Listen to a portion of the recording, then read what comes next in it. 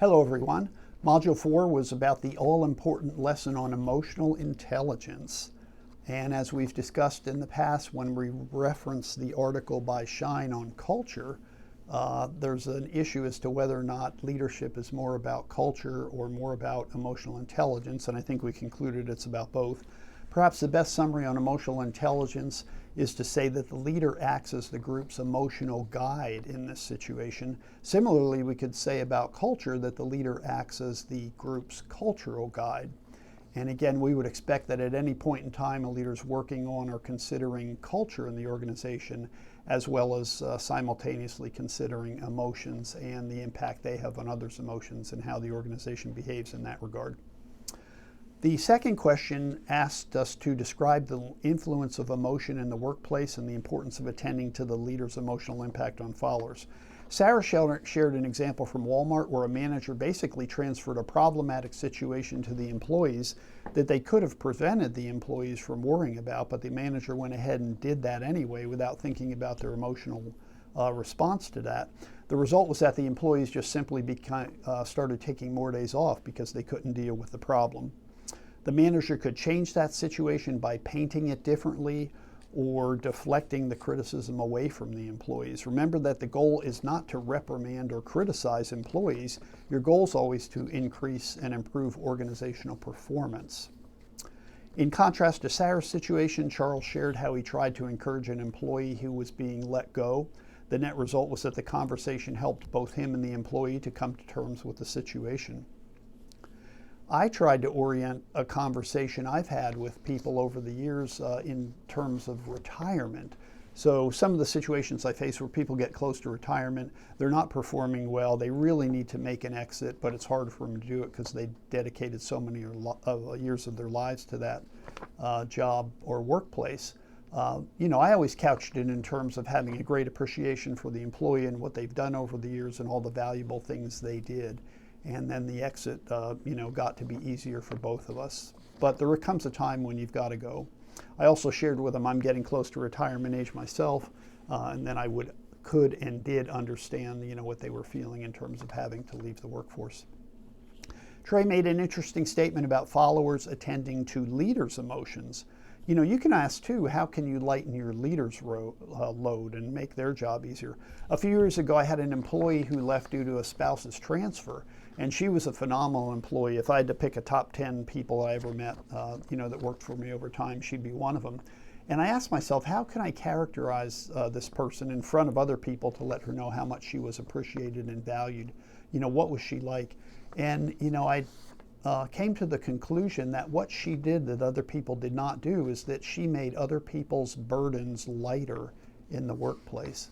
And she was just an amazing person that was able to do that. Not everybody has that talent, but she did that and she was greatly appreciated. Monica raised the issue of a supervisor not turning on her camera during a virtual work context. This was accompanied by the supervisor criticizing the work being done. And we've probably all seen that, and it amazes me that supervisors are willing to do that and not engage, especially when they're in a supervisory role. I had a situation last year where someone who was leading a project, a team leader, insisted on having meetings every Friday with a big group of people, 15 people almost on this group. And most of the time, this individual, who happened to be in Dallas, Texas, would not turn on her camera. I just thought it was amazing. She was asking us to give up an hour of our time on a weekly basis, and then she would not engage. So I just think that's the wrong thing to do, and it impacted the extent to which we took her seriously in that effort. Bailey mentioned the issue of mirroring, which leads to group sharing modes. And this basically indicates the huge impact of emotional intelligence. The leader's influence goes way beyond, just impacting what happens with one person, but that's contagious and spreads to the whole group. So again, emotional intelligence, just a big deal. The next question was about summit fever and the impact of that and how you deal with that in your own lives. Darren shared that leaders can be so fixated on a goal they stop valuing people as they push toward an objective. And of course, the problem with that for the leader is that people are your most valuable asset. And if you make them secondary to other goals, things are not going to work out well for you in the long run. Anna Long shared that she suffered summit fever manifested by skipping lunch, taking work home and eventually having it impact her family. Unfortunately, she said she was able to reverse that. Anna Mitchum shared that she has taken steps to ensure a healthy work-life balance, knowing that summit fever is otherwise probable. William shared the example from Outward Bound, where they experienced summit fever almost in the same context as in our story on a mountainside in Colorado. He also shared the notion of a work spouse that resonated with me. I've had a similar experience in the workplace where someone had to basically talk me off the mountain, and she was the only one close enough to be able to do that. You know, someone you work so closely with, you confide, those kind of inner feelings about what's going on and what you're really thinking, and they'll step in and say, wait a minute, wrong direction, do something different. Will had an example of a baseball team that reminded me of the movies like Remember the Titans and also Miracle. Denzel Washington was in Remember the Titans, Kurt Russell in Miracle. Those movies are coming up on almost 20 years old, but you might be aware of those. In one case, the assistant coach stepped in and basically questioned how hard the coach was pushing the team.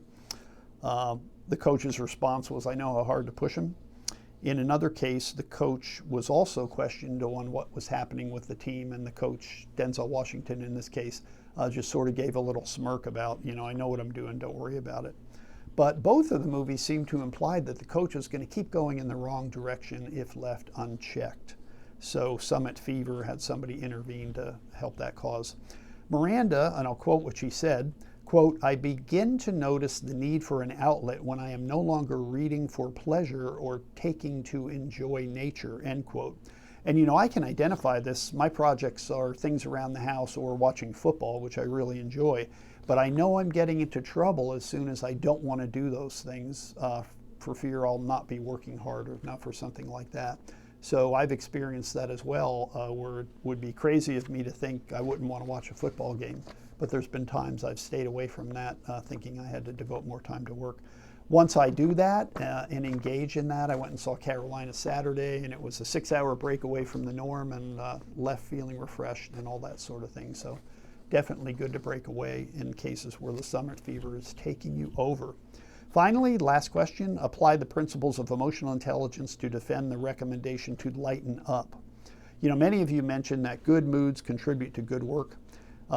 Taking measures to lighten up the work can reduce the stress in people, and that basically seems to make sense. So it's almost like emotional intelligence is something that makes a lot of sense. We didn't necessarily need a book about it or an article to tell us that that was reality. But it wasn't until Goldman and Company published these works that people really took it to heart and were able to read about it and started to pay attention to it in greater fashion that they weren't doing in the past. That sums it up for emotional intelligence, really important topic to leaders. Next module, Module 5, we're going into exemplary leadership with Kouzes and Posner. One of the things they say is leadership is not about personality, it's about practice. So they basically come up with the 5 practices: model the way, inspire a shared vision, challenge the process, enable others to act, and encourage the heart. There's a video posted on encouraging the heart. It's only one of the 5, but he does a really great job talking about what that's all about, and that's a critical part of the process. So basically, the authors remind us that leadership is not limited to those who are born with some ability. They're basically saying it's something you can practice, and they offer us these things that we can practice. The 5 practices characterize Shackleton's leadership in general, but you'll find that the Shackleton chapter touches on various points that very much relate to some of the 5 practices. Having a shared identity is basically like a shared vision, according to Kouzes and Posner. Communications critical. They talk about the TAP code. There's a great book out there written by Smitty Harrison, who lived through the TAP code in Vietnam, and it is called TAP code, in case you're curious about that or ever want to read something like that. Keeping everyone informed and involved and thinking about solutions, enabling others to act. How can you get everybody involved in the process? So you'll see that in the reading, and I hope you enjoy that as well. We look forward to talking to you next time. Thanks.